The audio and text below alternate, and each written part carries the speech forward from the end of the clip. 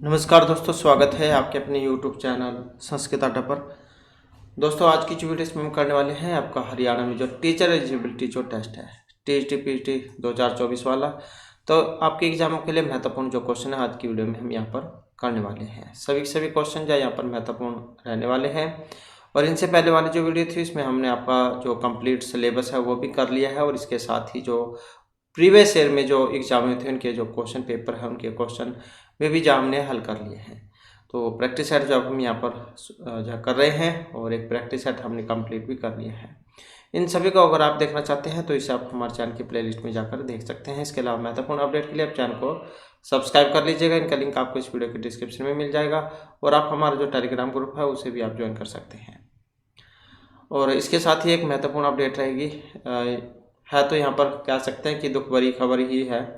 तो जो आपका 7 और 8 तारीख को जो एग्ज़ाम होने वाला था वो पोस्टपोन हो चुका है।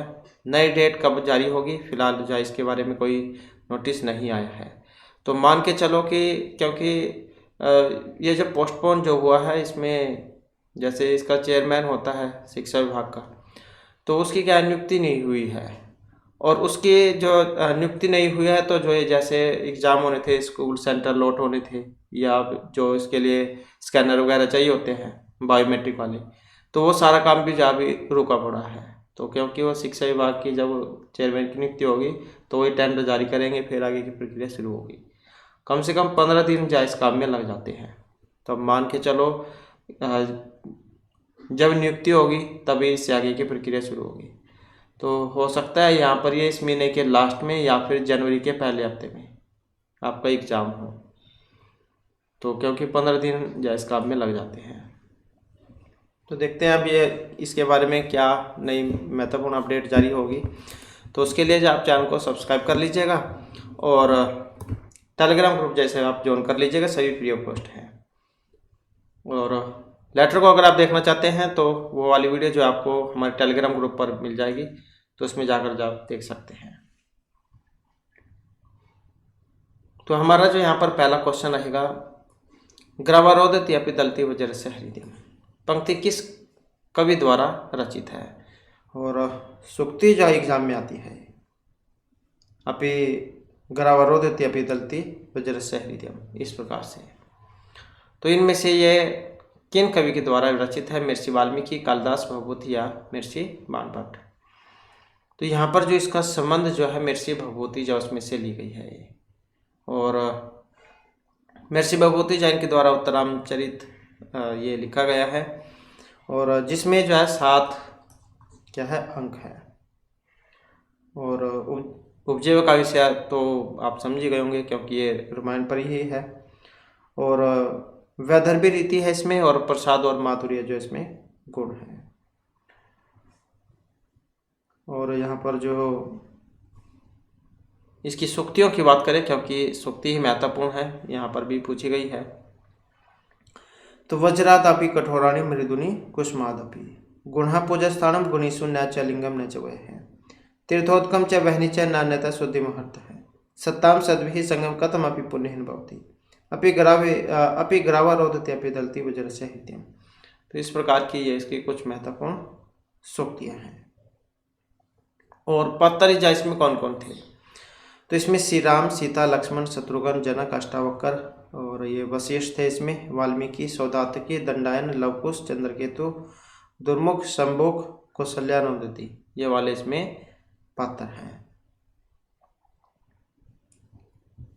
और महर्षि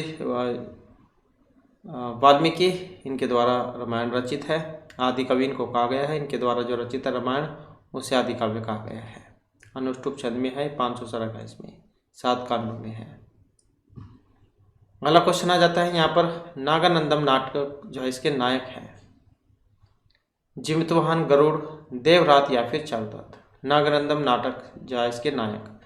और नायक कौन है, तो नायक जो है यहाँ पर ऑप्शन ए में जो आए हैं, तो कौन है यहाँ पर, जिमतवाहन इसके नायक है। नेक्स्ट आ जाता है वेणी संहार।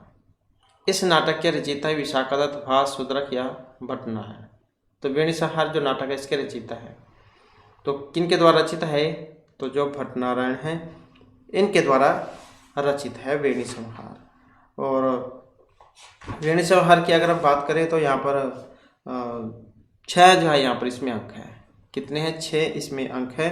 और वीर रस है, क्योंकि इसमें क्या है, द्रौपदी जो थी इनकी जो चोटी है इसका संहार करना ही इसका नाटक का जो है मुख्य उद्देश्य था, कह सकते हैं आप। और उपजीव्य काव्य की बात करें तो इससे आप समझ ही गए होंगे, द्रौपदी तो महाभारत है इसका। और यहाँ पर क्या है, गुण और रीति की बात करें तो इसमें ओज गुण है और गौड़ी शैली है इसमें। इसकी भी एक बार सूक्ति हम देख लेते हैं। तो अन उल्लंघनीय ही सम उद आचार्य हैं, अहो मुग्ध तो मलाना काल अनुरूपम प्रतिविधातव्यम पुण्यवंत ही दुख भाजह बोलती वक्तुम सुक्रमितम दुष्करम अध्यवसितुम फलंती काकतालियम तेभ्य प्रज्ञान विश्यति ग्रहणाम चरितम स्वप्न है निमित्तान्युपयाचितम। तो ये इसकी कुछ सूक्तियां हैं।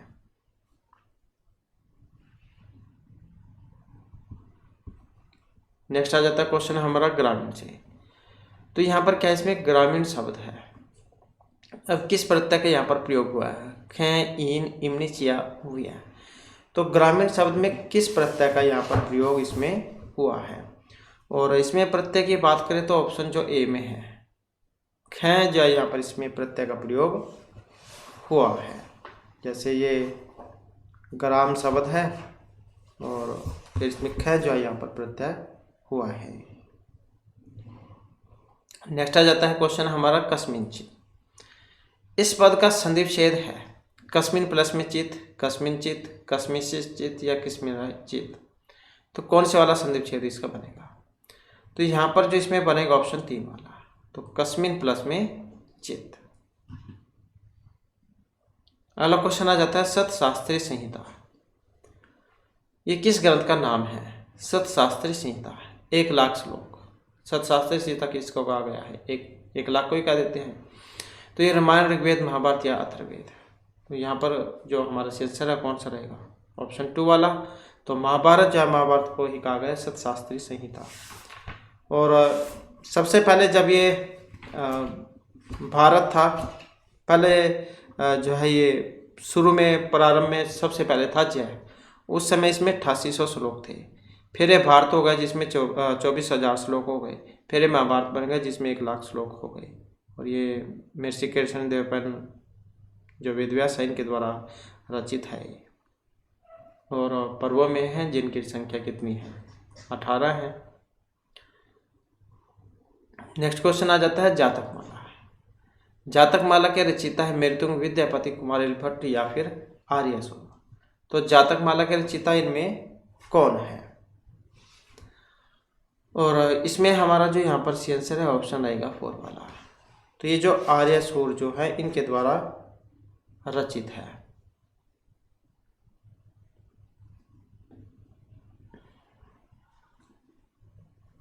नेक्स्ट क्वेश्चन है पतंजलि। अब ये जो पतंजलि है यहाँ पर इसमें संधि हुई है और बहुत बार ये आ भी चुका है। अब तो ये याद भी हो चुका होगा आपके, इतना एग्जाम आएगा इतना तो आप एकदम से देखते ही पहचान जाओगे कि इसमें कौन सी होनी चाहिए। तो पतंजलि में कौन सी है यहाँ पर? कौन सूत्र संधि है इसमें? तो यहाँ पर जो है इसमें ऑप्शन रहेगा 4 वाला। तो कौन सा है इसमें? 1 वाला, परूप वाला। तो यही है इसमें। और सूत्र की बात करें तो इसमें सूत्र जा कौन सा लगा था पतंजलि में? और इसमें हमने आपको बताया था स्कंदवादी सुपरूपम वाच्य वाला, स्कंधु, करकंधु, मनीषा, पतंजलि, ये वाले लगते हैं इसमें। पतत प्लस में अंजलि, पतंजलि। और एंगी परूपम सूत्र है जिससे परूप ये हुआ है। नेक्स्ट आ जाता है सत्यमेव जयते न अनिरुद्धम।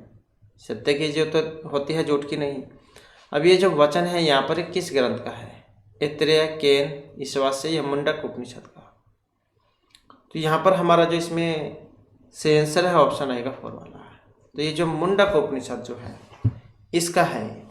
और मुंडक और मांडुक्य उपनिषद की अगर हम बात करें तो ये किस वेद में आते हैं? क्योंकि 4 वेद है, ऋग, यजुर, साम और अथर्ववेद।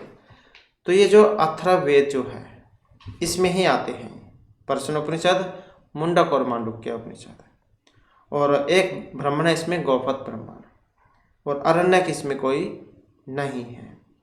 शाखाओं की बात करें तो 9 शाखाएं थी इसमें, पिपलाद, शौनक, मोद, स्तोद, जलद, जाजल, ब्रह्मवेद, देवदर्श, चामवेद, यह वाली थी। लेकिन इसमें 2 ही उपलब्ध हैं, पिपलाद और शौनक शाखा।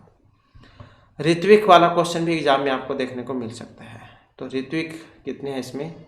ऋत्विक का नाम है ब्रह्मा, और ये कांडों में है। कांडों की जो संख्या है इसमें 20 है। सूक्त कितने हैं? 730 है। मंत्र कितने हैं? तो मंत्र जो है इसमें 6000 है। इसके अन्य नाम कौन कौन से हैं?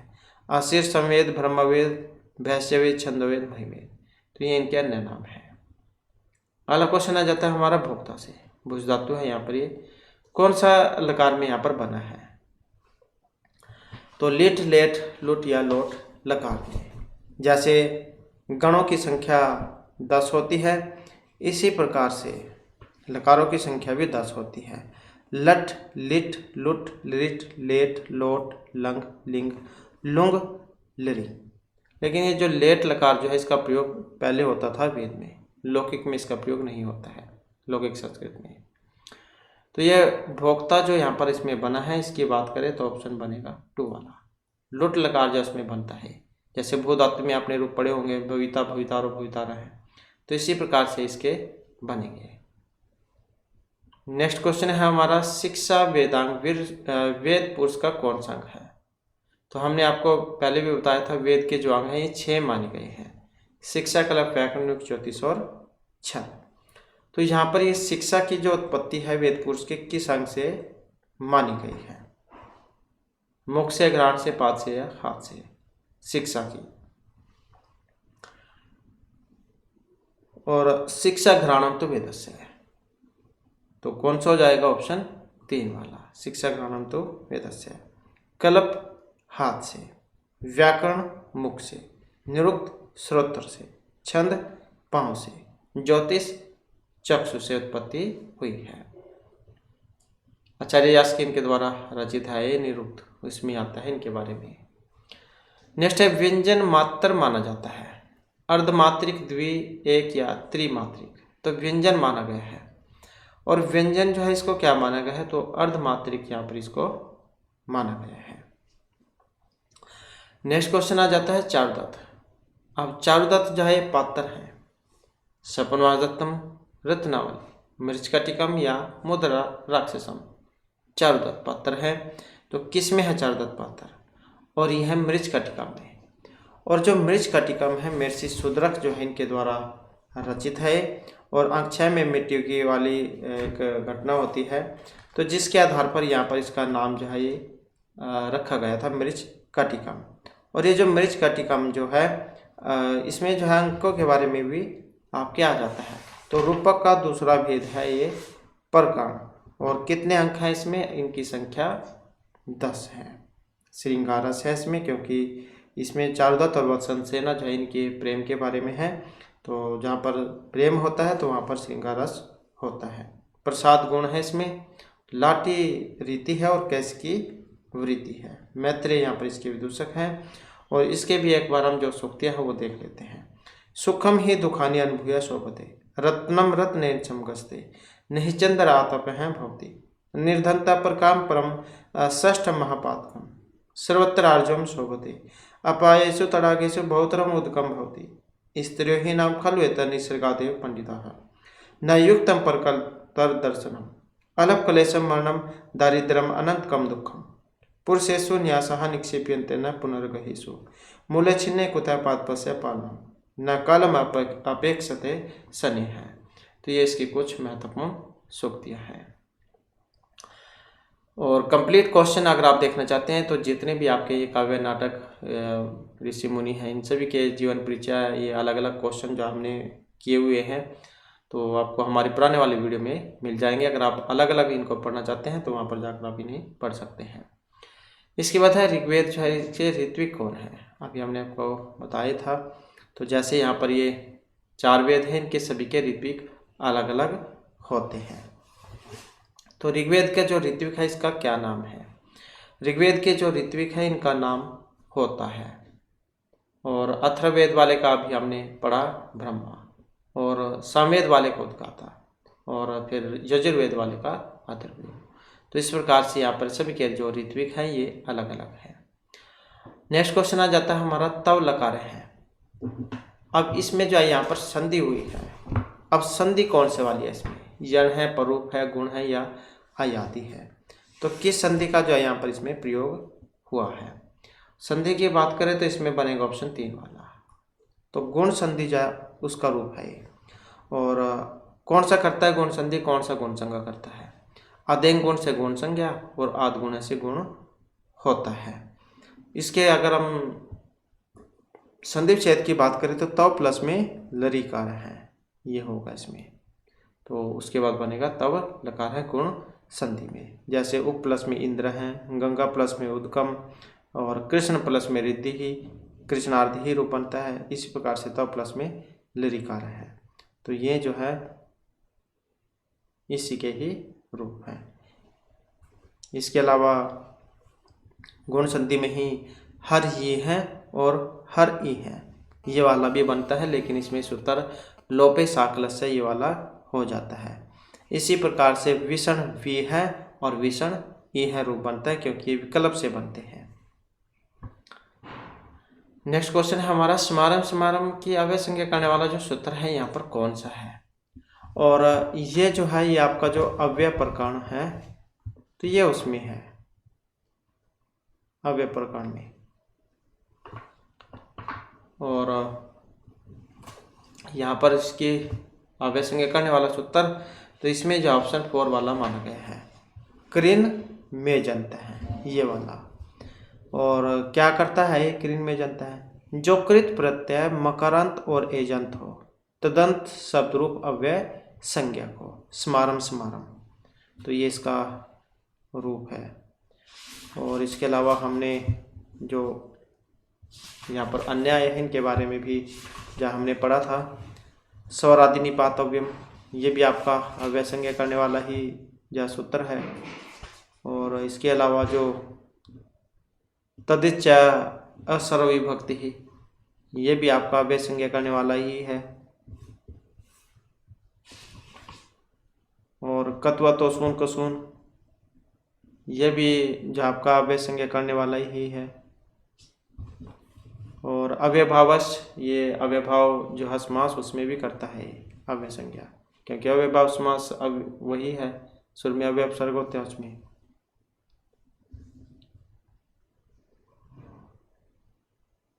और ये अव्यदाप सुप है सूत्र जो है इसमें, ये भी इसमें ही है, लेकिन ये क्या करेगा, ये आप जो है आपका लोप करता है कि अव्यय से विहित आप और सुप का लोप हो, तो ये इसमें लोप करता है।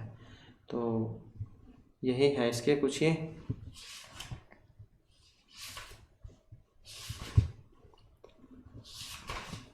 नेक्स्ट आ जाता है क्वेश्चन हमारा, सर्वनाम स्थान संज्ञक माने गए हैं।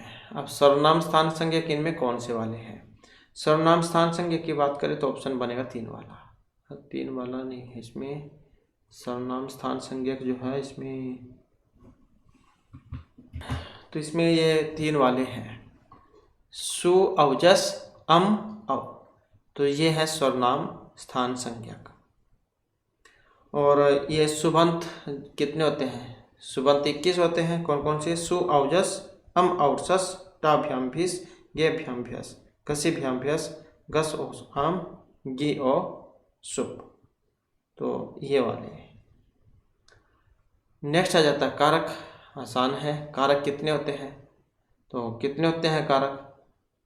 तो 6 होते हैं कारक, क्योंकि संबंध जो है उसे संबंध कारक उसे कारकों की श्रेणी में नहीं रखा गया है। नेक्स्ट आ जाता है हमारे कटे आस्ते, और हमने इसके ऊपर आपको बहुत सारे क्वेश्चन भी बताए हैं। कटे आस्ते तो सप्तमी विभक्ति जो उसमें आता है ये, और आधार जो है आधार के 3 भेद कह सकते हैं आप होते हैं। कौन कौन से? औपश्लेषिक, वैशेषिक और अभिव्यापक। तो कटे आस्ते जो है यहाँ पर ये कौन से का उदाहरण है? तो ये जो यहाँ पर उदाहरण है औपश्लेषिक का, जो ऑप्शन 4 में दिया गया है। वैशेषिक का कौन सा है? मुख से इच्छा अस्ति। अब ये जो अभिव्यापक है इसका हमने कल भी बताया था, तो इसका आप हमें कमेंट में बता सकते हैं कि इसका उदाहरण कौन कौन से हैं, क्योंकि ये हम आपको कल भी बताए थे, इससे पहले वाली वीडियो में भी बताए थे। नेक्स्ट आ जाता है अनवाच्य है। अब इसमें समास है यहाँ पर अव्ययभाव, बहुव्रीहि, तत्पुरुष या फिर द्वंद्व। अनवाच्य में तो समास की बात करें तो कौन सा है इसमें, और इसमें जो है यहाँ पर ऑप्शन 4 जो है इसको माना गया है। तो यहाँ पर इसमें द्वंद्व नहीं जाए, इसमें जो बहुव्रीहि जो समास है इसको माना गया है। तो कौन सा हो जाएगा यहाँ पर, बहुव्रीहि जो है इसमें समास है। देखने में वैसे यहाँ पर ये अगर शुरू में अगर हम अन्वय लगाए अनु वाला तो अव्ययभाव समास है, लेकिन यहाँ पर इसमें जो बहुव्रीहि जो है इसको माना गया है। नेक्स्ट आ जाता है कत कत्वतु। इनकी संज्ञा होती है निष्ठा, संप्रसारण, अपृक्त या इत संज्ञा। कौन सी होती है इनकी संज्ञा, तो यहाँ पर हमारा आंसर रहेगा ऑप्शन जो है कौन सी संज्ञा होगी, तो कत कत्वतु की जो है निष्ठा संज्ञा होती है। तो कत कत्वतु निष्ठा, इस सूत्र के द्वारा जो है इसकी निष्ठा संज्ञा होगी। और इसके अलावा संहिता संज्ञा करने वाला परस्य निकर्ष संहिता है, और अदेय गुण से गुण संज्ञा होती है, वृद्धि आदेश से वृद्धि संज्ञा, और अर्थवद अधातुर प्रत्यय प्रातिपदिकम से प्रातिपदिक संज्ञा, युष्त्राख्य नदी से नदी संज्ञा, शेषो घ्यासिकी से घी संज्ञा, अलवंत्यात् पूर्वधा से उपधा संज्ञा, अपृक्त एकाल प्रत्यय से अपृक्त संज्ञा, गतिश्चा सूत्र के द्वारा गति संज्ञा होती है, और सुप्तिगंतम पदम के द्वारा पद संज्ञा होती है, नैवेति भाषा के द्वारा भाषा संज्ञा होती है, तुलस्य प्रत्यय स्वर्ण के द्वारा स्वर्ण संज्ञा होती है, अचौंत्यादि टी सूत्र के द्वारा टी संज्ञा होती है, इद्वचन प्रगृहम के द्वारा प्रगृह संज्ञा होती है, सी सर्वनाम स्थानम सूत्र के द्वारा जो सर्वनाम संज्ञा होती है, और कत कत्वतु निष्ठा के द्वारा जो निष्ठा संज्ञा जो होती है। कत और कत्वतु प्रत्यय की होगी निष्ठा संज्ञा। कत में क और कत्वतु में क और उ की इत संज्ञा होकर त और तवत रूप शेष रहता है। नेक्स्ट आ जाता है नर्तकी। इसमें किस प्रत्यय का प्रयोग हुआ है, गीप, गीन, गीस या इन का नर्तकी में, नर्तक शब्द हो गया, और इसमें जो है ऑप्शन रहेगा 2 वाला, तो गीस जो यहाँ पर हो जाएगा, और सिद्ध गौरादिव्यास ये वाला सूत्र है जो इसमें गीस करेगा, गीस का बड़ी शेष रहेगा तो उसमें बनेगा ये। और गार्गायणी, नर्तकी, गौरी तो इनमें गीस है, और कुमारी आता भी है एक एग्जाम में, इसमें जो है गीप हुआ है वैसी प्राथमिक द्वारा। त्रिलोकी भी आता है एग्जाम में, त्रिलोक पर प्लस में गीप होने पर द्विगु सूत्र के द्वारा होता है ये।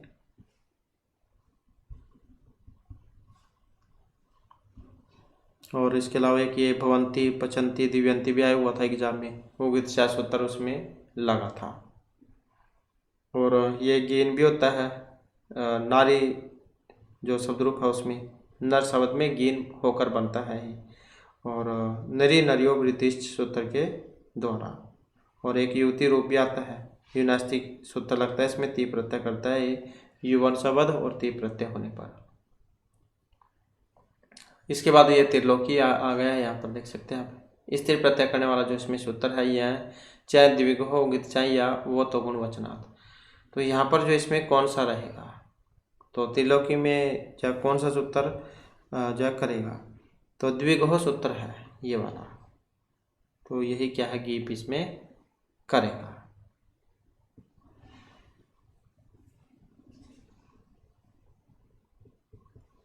नेक्स्ट क्वेश्चन है, और ये वाला जो है ये भी गीप ही करता है, लेकिन ये उसमें करेगा गार्गी शब्द में, गार्ग्य शब्द और गीप होने पर गार्गी रूप इसका बनता है, तो ये उसमें लगता है। नेक्स्ट है पठत पठ करोति में कौन सा प्रत्यय है, च्वी, चाप, डाच या ढाप प्रत्यय, किस प्रत्यय का यहाँ पर इसमें प्रयोग हुआ है। तो यहाँ पर जो है इसमें देखें तो ऑप्शन 2 वाला जो है माना गया है, डाच जो है यहाँ पर इसमें प्रत्यय का प्रयोग हुआ है। नेक्स्ट आ जाता है व्यंग्य है, कल वाली वीडियो में भी आया था एक ऐसे रूप व्यंत्य कल थी या से पहले वाली थी, विनता शब्द था उसमें और ढक प्रत्यय था। अब यहाँ पर ढक प्रत्यय तो है इसमें, विनता शब्द और ढक प्रत्यय, लेकिन सूत्र जो है यहाँ पर कौन से वाला है, स्त्रीभ्यो ढक गर्गादिभ्यो या तस्यापत्यम या बाहादिभ्याच। तो इसमें जो हमारा सेंसर ऑप्शन बनेगा एक वाला है। तो स्त्रीभ्यो ढक ये वाला सूत्र है, ढक प्रत्यय कर देगा, आईने से ढक को ये होकर फिर आगे का जो रूप है वो सिद्ध होगा। तो इस प्रकार से जो यहाँ पर इसका रूप ये बनता है। और नदादिभ्यो ढक सूत्र है, उसके द्वारा वो करता हुआ भी ढक है, लेकिन वो नादेम रूप में करता है। नेक्स्ट क्वेश्चन है हमारा, अधिप्रवृत्तिभ्य शप है। ये सूत्र आगम लोप आदेश या संज्ञा क्या करता है, अधिप्रवृत्तिभ्य शप है। और किसमें आता है, जो हमने गणों की बात की थी, जो 10 गण होते हैं, तो इसी में दूसरे नंबर का गण है ये सब, क्योंकि सबसे पहला तो भुआदि है, उसके बाद ये आता है यादादि गण, फिर ज्योतादि, दिवादि, स्वादि, तुदादि, रुदादि, तनादि, क्रियादि, चुरादि, ये वाले गण आते हैं। तो ये सब करता है सूत्र अभी अधिप्रवृत्तिभ्य शप। और इसमें जो यहाँ पर कौन सा करेगा, ऑप्शन 3 वाला। तो अब अधिप्रवृत्तिभ्य शप जो है, इसके द्वारा सबका लोप, अदादिगण जो उसका है ये।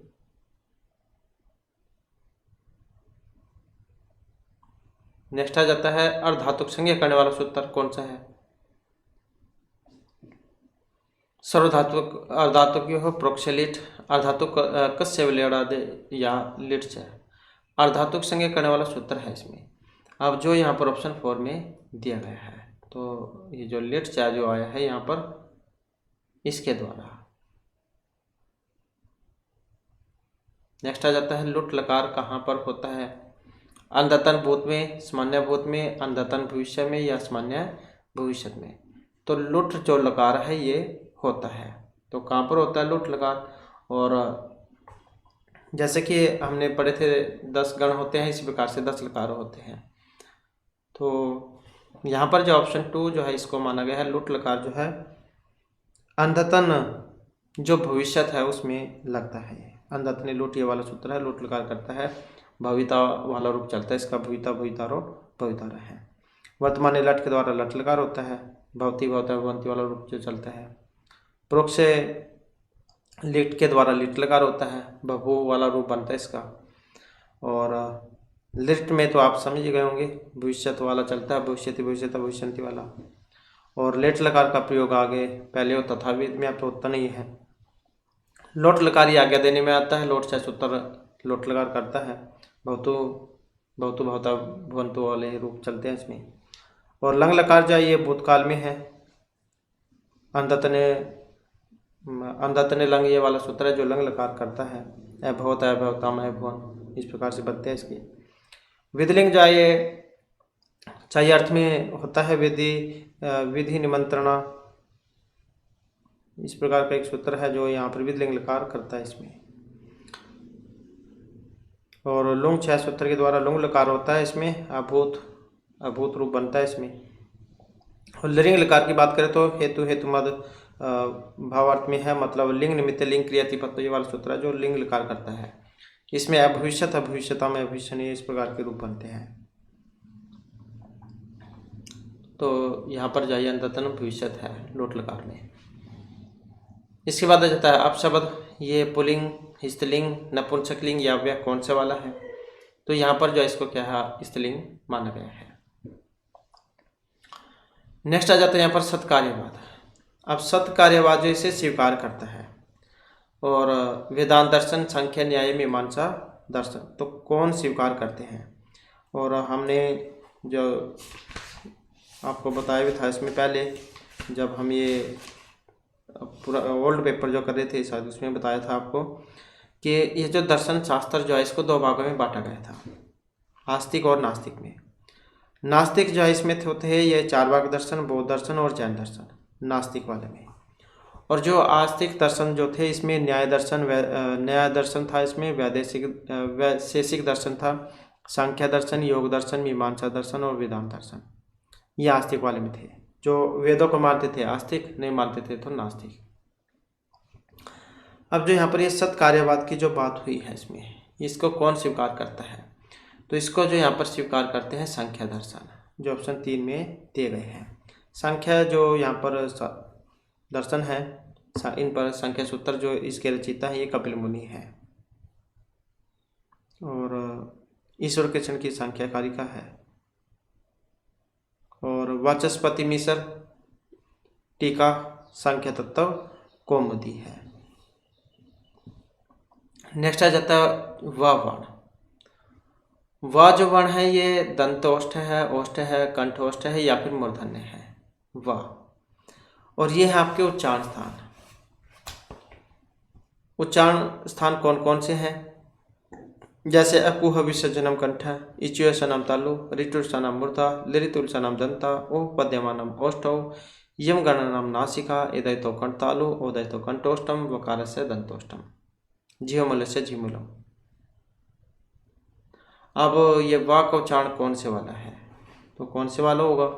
तो अभी हमने किया है वकारस्य दंतोष्टम, तो दंत और ओष्ठ इनसे बोला जाता है वा। नेक्स्ट आ जाता है हमारा त्रिष्टुप। इसमें जो है कितने अक्षर होते हैं त्रिष्टुप छंद में? सबसे पहला छंद जो है कौन सा है? सबसे पहला जो है गायत्री छंद होता है। गायत्री, उष्णिक, अनुष्टुप, वृत्ति, पंक्ति, त्रिष्टुप, जगती, ऐसे होता है। तो गायत्री जो सबसे पहले वाला, इसमें 24 होते हैं। इसके बाद फिर आप चर्चा जोड़ते हुए चले जाएं इसमें। तो सबसे पहला गायत्री, उष्णिक, अनुष्टुप, वृत्ति, पंक्ति, त्रिष्टुप, जगती। तो त्रिष्टुप कौन कितने होंगे इसमें? चतुर्विंशति, षट्त्रिंशत्, द्वात्रिंशत् या चतुश्चत्वारिंशत्। तो कौन सी कितने होंगे इसमें? तो इतने ही हो जाएंगे, चतुश्चत्वारिंशत्, 24। इसके बाद है नेक्स्ट में आ जाता है उपनिषद। अब ये पुल्लिंग, स्त्रीलिंग, नपुंसकलिंग या व्यापद कौन से वाला है उपनिषद शब्द? तो उपनिषद जो है यहाँ पर ऑप्शन रहेगा 2 वाला, उप, नी और सदरी धातु जैसे बना है। नेक्स्ट आ जाता है माता भूमि पुत्रो अहम पृथिव्या। तो ये जो भूमि जो हमारी माता है और हम इसके पुत्र हैं। तो ये भूमि जो पृथ्वी सूक्त है अथर्ववेद में, उसमें से लिया गया है और अथर्ववेद का है, कांडों में है, पहले ही है इसमें कांड, ये 12.1 भूमिया पृथ्वी सूक्त। नेक्स्ट आ जाता है कृष्ण यजुर्वेद से संबंधित जो उपनिषद है, ऐत्रेय, तैत्तिरीय, छांदोग्य या मुंडक उपनिषद, कृष्ण यजुर्वेद। अब कृष्ण यजुर्वेद से संबंधित जो उपनिषद है इसमें कौन से वाला है? और जो यहाँ पर ऑप्शन 3 में आया है तो यही है इसमें तैत्तिरीय उपनिषद। और इसके अलावा फिर और कौन कौन से हैं इसमें? और यहाँ पर जिसमें देखें तो कठ भी है इसमें, कठोपनिषद भी है, तैत्तिरीय उपनिषद है, श्वेतर है और मैत्रायणी उपनिषद है, ये वाले हैं। और शुक्ल में तो ईशावास्य और बृहदारण्यक है। और इसके अलावा फिर जो ये ऋग्वेद है इसमें कौन कौन से हैं? तो इसमें आता है ये वाला ऐत्रेय उपनिषद है इसमें, और कौशिक की उपनिषद है और वास्कल उपनिषद है। ऐत्रेय, कौशिक की और वास्कल, ये 3 है इसमें ऋग्वेद में। और जो ये सामवेद में कौन कौन सा है? केन उपनिषद और छांदोग्य उपनिषद, ये 2 हैं। मुंडक, मांडुक्य और ये पर्शन उपनिषद, ये किस में? अथर्ववेद में है। नेक्स्ट आ जाता है वेद त्रय के अंतर्गत कौन कौन से आते हैं? ऋग, साम, अथर्व, ऋग, यजुः, अथर्ववेद, मतलब कौन से वाले हैं वेद त्रय में? तो वेद त्रय की बात करें तो यहाँ पर ऑप्शन जो है रहेगा 4 वाला।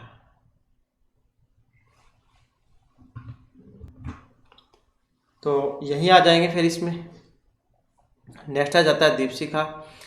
दीपशिखा की उपाधि से अलंकृत है यहाँ पर महर्षि कालिदास, दंडी, माघ या भारवी। दीपशिखा की उपाधि दी गई थी इंदुमती स्वयंवर पर, और श्लोक आया था रघुवंश महाकाव्य में।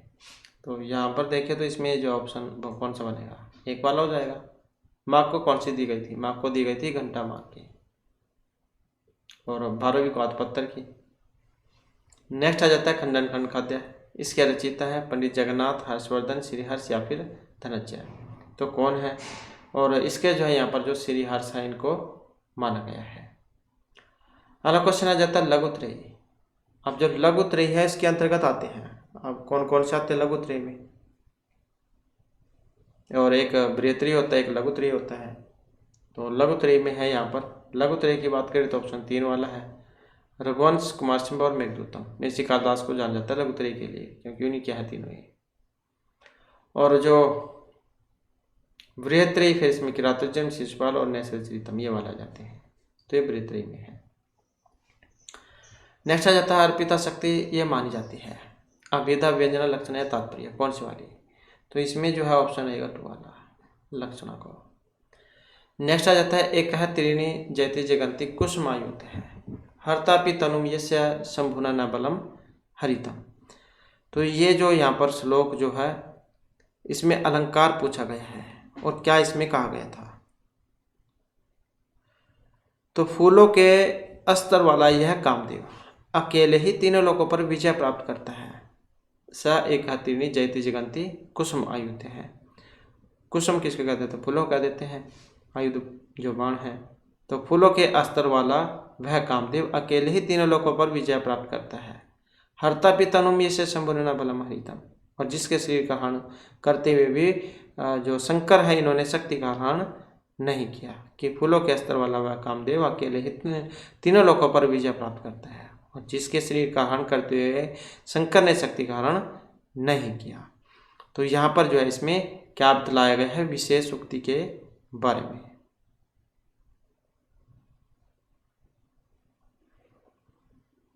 तो कौन सा है यहाँ पर इसमें? ऑप्शन 2 वाला। विशेष उक्ति जो है यहाँ पर इसमें अलंकार है। और विशेष उक्ति के लक्षण की अगर हम बात करें, सती हेतु फल अभावे विशेष उक्ति तथा द्विधा, ये होता है विशेष उक्ति अलंकार। इसके उदाहरण की अगर हम बात करें तो धनिनो अपि न्यूनमदा युवानो अपि न चंचलाः प्रभव अपि परमतः ते मां महिम शालिन है। तो ये है विशेष उक्ति अलंकार का लक्षण। तो कोई सा भी आ जाए एग्जाम में। तो नेक्स्ट आ जाता है हितम मनोहारिचा दुर्लभम वचः है। सूक्ति है, वेरी वेरी इंपॉर्टेंट। और इस पंक्ति में छंद पूछ लिया गया है यहाँ पर, और किरातोच्चयम जो उसमें से ली गई है ये। और अब इसमें हितकारी और मनोहर वचन दुर्लभ होते हैं, तो छंद है इसमें। और जो ऑप्शन 3 में आया है यहाँ पर कौन सा है? वसंत छंद है। जय तव तो वसंतम उदीरितम जरो, तो यही है इसमें वसंत छंद। और वसंत छंद जो इसमें कितने अक्षर होते हैं?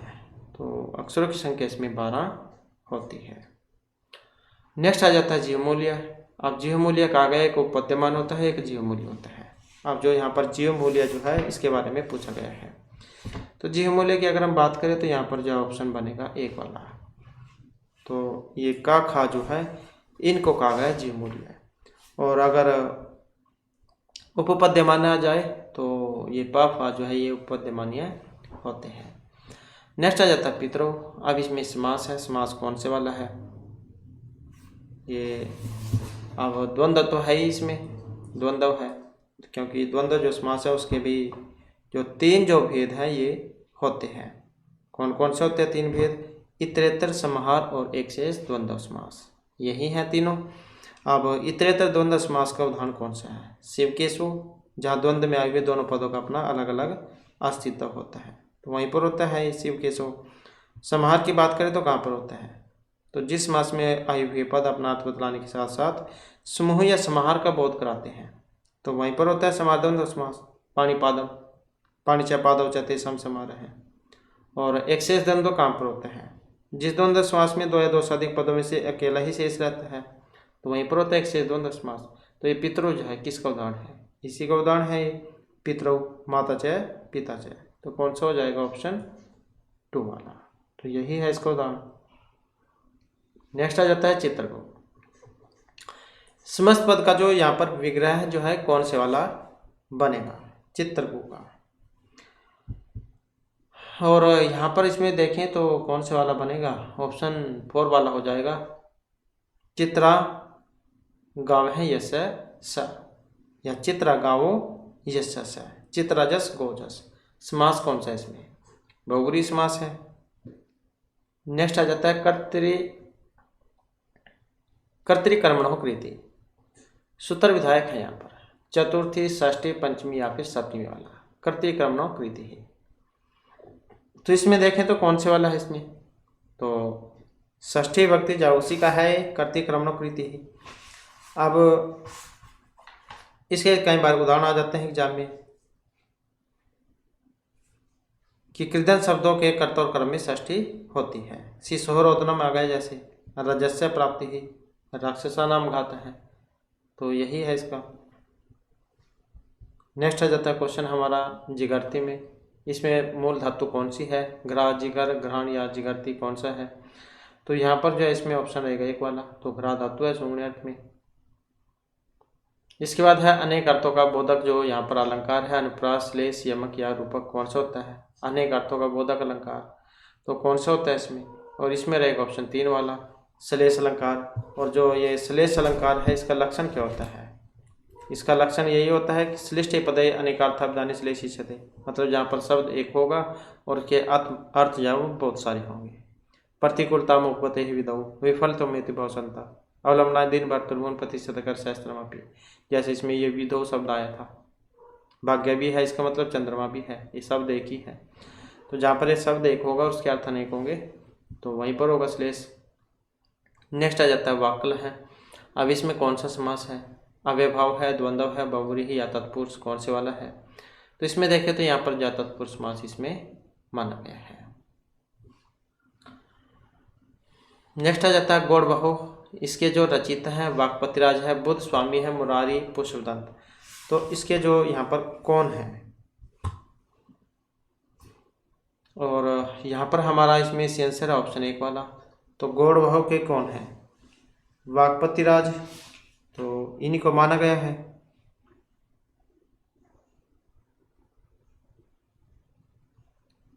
नेक्स्ट आ जाता है क्वेश्चन हमारा पिनाक पाणी ही। इस पद का विग्रह कौन सा बनेगा, और यहाँ पर विग्रह की बात करें तो पिनाक है पाणो यशस्य है, तो यही बनेगा इसका। और समास कौन सा हो जाएगा, बहुव्रीहि समास। नेक्स्ट आ जाता है कंठे काल है। इस पद में समास है अव्यभाव, बहुव्रीहि, द्विगु या सप्तमी तत्पुरुष समास, कंठे काल है। तो किस समास का यहाँ पर इसमें प्रयोग हुआ है, और समास की अगर हम यहाँ पर इसमें बात करें तो ऑप्शन बनेगा 3 वाला। तो कौन सा है इसमें, बहुव्रीहि समास, कंठे काल है यशस्य, कंठ की कालसु बहुव्रीहि समास। नेक्स्ट आ जाता है रूपक अलंकार। अब रूपक अलंकार ये होता है कहाँ पर होगा, उपमान में उपमेय का आरोप होना, उपमेय में उपमान का, उपमान और उपमेय में तुलना का, उपमेय और उपमान में संभावना का। तो किस में है, तो यहाँ पर देखें तो ऑप्शन 2 वाला है। तो इसमें ही होता है उपमेय में उपमान का आरोप होना। लक्षण इसका कौन सा होता है, और लक्षण की बात करें तो तद अरूपकम अभेदो या उपमान उपमेय हो, यही वाला होता है। अयम मुख चंद्र है भांति, इस प्रकार से उपमेय में उपमान का जहाँ आरोप हो। नेक्स्ट आ जाता है क्वेश्चन हमारा माधुर्याति गुण, ये अधायक है रस, शक्ति, अलंकार या वृत्ति के। तो यहाँ पर किसको माना गया है, रस में होते हैं ये। नेक्स्ट आ जाता है रस रूप में परिणत होता है संचारी, स्थायी, विभाव या अनुभव। तो कौन सा होता है रस रूप में परिणत, और जो ये ऑप्शन 3 में आया है स्थायी भाव। और ये स्थायी भाव हमने पढ़े थे, तो जिनकी संख्या 9 होती है। जैसे रस होते हैं श्रृंगार, हास्य, करुण, रौद्र, वीर, भयानक, विभत्स, अद्भुत, शांत रस, तो इनके जो स्थायी भाव हैं वे भी वैसे ही होते हैं। नेक्स्ट आ जाता है उत्तिष्ठ जागृत प्राप्य वरान्य बहुत सूक्ति है। ये किस उपनिषद से ली गई है, केन, छांदोग्य, मुंडक या कठोपनिषद से। तो इसका जो यहाँ पर संबंध देखें तो ऑप्शन 4 से है। तो किस से ली गई है, ये कठोपनिषद से ली गई है, उत्तिष्ठ जागृत प्राप्य वरान्य बोध्यत। नेक्स्ट आ जाता है अर्थोही कन्या प्रक्रिया। ये जो सूक्ति है किस काव्य से ली गई है, स्वप्नवादत्तम विक्रमस्य अभिज्ञान शाकुंतलम या मालविकाग्निमित्रम से। लड़की जो होती है निश्चय प्रायधन होती है, और यहाँ से आप समझ गए होंगे अभिज्ञान शाकुंतलम में से है, चतुर्थांक में से जो 4 श्लोक है इसमें महत्वपूर्ण, तो उसमें से है ये। नेक्स्ट आ जाता है क्वेश्चन हमारा, तो क्वेश्चन है यहाँ पर नांदी से। अब जो नांदी है इसके पश्चात प्रवेश करता है सूत्रधार, नायक, विदूषक या प्रति नायक। तो कौन आता है? तो इसके बाद आता है सूत्रधार। तो एक होता है नंदी, एक होता है भर्तवाक्य। भर्तवाक्य जो नाटक है उसके अंत में होता है और नंदी नाटक के शुरू में। नेक्स्ट है जय नामक काव्य है रघुवंश, महाभारत, कुमार संभव या रामायण। तो कौन सा है? और महाभारत के बारे में हमने पढ़ा था ये। नेक्स्ट आ जाता है दशरथ की पुत्री, और वर्णन रामायण में तो कहीं इनका नहीं होता है। तो कौन थी यहाँ पर ये? और ये थी शांता, क्योंकि जब शुरू में होती है तो दूसरे राजा इनको गोद ले लेते हैं, तो इस कारण से इनके बारे में वर्णन इसमें नहीं होता है। तो इस प्रकार से जो हमारा आज की क्लास वाले महत्वपूर्ण क्वेश्चन थे। नेक्स्ट वीडियो इसमें आपके लिए नए जो महत्वपूर्ण क्वेश्चन हम लेकर आएंगे। और हमारे साथ अंत बनाने के लिए धन्यवाद।